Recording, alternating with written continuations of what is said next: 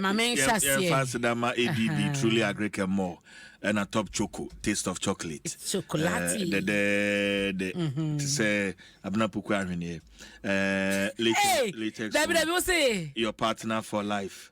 Hey. And after Vodafone further together. I say me na me kan ya. Me kan den. O de ma me ko manim. O ma hini benya ho. Obeko achi. Na de ma me fa daily guide. Da obokrata en hyase no kra ne say CJ. Sadie we ye ekoso aye boni patu ku nipa just like that by heart sa no CJ ano edi o. CJ nye o. Hwe se obi abrant ye Bennett Adoma ajekum. Yesi Kikibis restaurant wo East Legon. Yeah. Unko hoda Kikibis. Oh. Menya nko ho ade me do be ko ho. So, nice place. CJ. Yeah. Na obi abrant ya yesi se wo free amanoni bedru ya ni o. Na obi say to the yabono sase kan na ya so free Amsterdam bedru ya na. A just wo free the restaurant one ma okọ efie wo Madina Ogbojo. Na chese no ano no. Yakwoto na wo damojam. Me enra anapa ena me test news but na confirmation in mind my nanam ewiani mu no a ye fi former president Kufuor hono no kwan so na me afeminya confirmation am say now much say it's my girlfriend cry police for say Yan the Jew for match abai wa no your friend saying Yan the Jew a Ghanaian e din die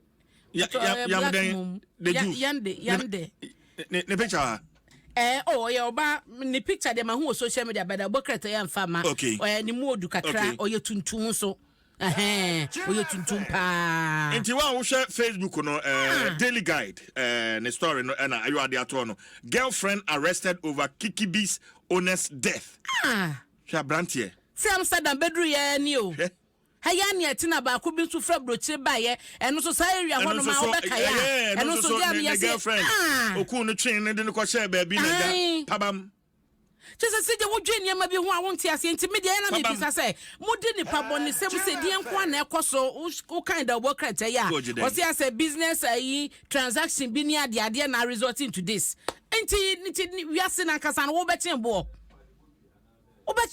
adan okuno a pillar in a family breadwinner be na juma weja no weja ho na juma weja no boni tuo kuno na usa nipa wudi juma yi say yesi kan ye de wo no say ye tuo wo de ote ho wo ka se de eka nyina wonte nkoso saa wai munkoso nti sije e ho asam wo ha police for chese omo ye mu hwehwemu e ya rew wo eya o na de ye ko ye hu nsem ba ye bekan se ye no achi so na underground tank ya udi mu nkomo yi eno so wo hye empanyefo ya ye se omo ye miensa ahye no wo ni sisters just okeka ko sisters and just say e betumi ya early middle late tutu so obi na ne afi de otoso mienu so wo ne 40s and de otoso miensa Jonathan e wo ne 20s. Very sad story just ba ko di kan wura mu no o maaye ena ne otoso mienu so kwa hye de ekoso ono so ama de otoso miensa so tie otoso miensa no ono ye contractor na ode mienu e baaye no kwa hye chire ono so koya wa ama tiesi mesins bia na ewo ho mo ne omo ye adwuma na eye dede blue alarm achese e ba ya omo miensa nyina wushi ana pa video bia me wo mu sim no ahoma na omo de agekere omo nine na ye twe ne chisin self ma ye twe na ye ne di kan ato ho CJ pakam me ko pa bibia bedi o enie abena me ko pa bibia bedi Facebook enie very sad ye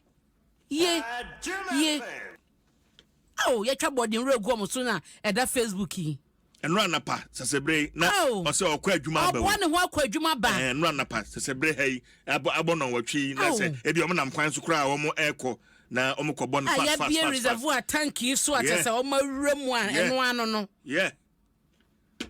anana hit wo ho no man to omo wrem chese de beba de me de CJ very sad and then some de bebre eno so ewo da obokrata yi nti de oba Facebook abehunu se ena yayi o ma omugugu for ma body nra e hatom so sad so sad abusuafo a wo ma de sie wo mu no omo nko se Omonko pa. Omonko se. Breadwinners so ebusuan bi omo na omo koba. Na a friend saying Nadmo penny kire say penny no a sisters no ashi. Onika otu kwan akoteki. Kane no oye adwuma opuma. And waba early retirement. So obey on one kasankasa na adwuma. Entinka 21st of this month ya okoteki. So on so oye oni ade hu dwuma akwakoye. Ni otosu mienu no ni odika ni otosu mienu no ono nso so jama miminde ya obeto ne bedin. Obeto ne bedin. Na je say ono won the 40s no. Yes. Octopus no. And Jonathan no. Octopus ni dini ya Paul. Miminde ya obeto ne bedin. And oda hayo. No da hay. Ni ase so maguka mu adi omuku ya sa. Baba dem form currency yi. Amen. CJ. Amen. Nsemu sisi o. Na. Mamento aso Abranti oda ha so e friend anti zina ne picture dem. Anti zina ha say OSP aye na adwen say na account ndi obe freeze ya ne sa. Enra mi hia no. Oh, oh, but she's cute. You were ye munti. Adom FM. Oh, you say Adom FM.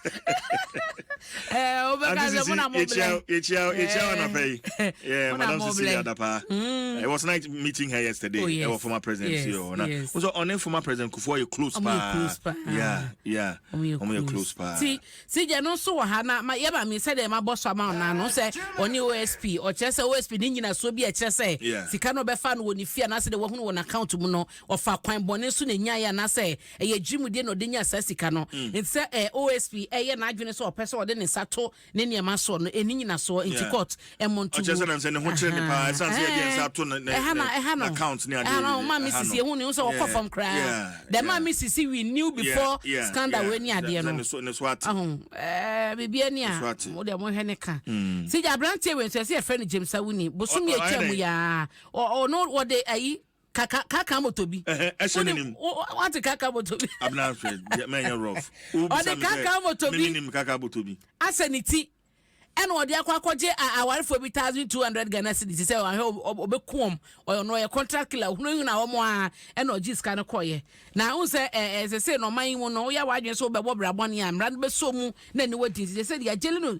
10 years eso onfa nkonko ye dwumaden pa ohu o 35 years na omo echem say o ye baba obi oyitire ewo bebu eben ahene makokoben ai no ewo kumase ano ho no ma emonte so wonom no ena odi sa adwumanti asokwa circuit court ena eso nkonkoda mu 10 years ensan so nya dwumaden fanka ho no next time opie board ahode ne be ye dwuma fanka odi nkofo sika na CJ eno eda nchen a occupy Ghana so ena eka se be yanka emra na ebo man ho ban ne ewo abatu mu no komo mfa sam na no mo extended na enko political parties nim na eba no se wo mo atisenka MPP fi abato yo mo beto ya ebi tue sika ne ebi ye niema no emra no eno mu ni no pepepe eno so delegate de aba na sha delegate graphic so a de wo ha energy minister ena ede eto aye ba na bibiri mato efamo se na penyufo ahodo a omu nyina so de da energy de bia ahodo bi no so omu nyina enka momu na omu yire wo mo ho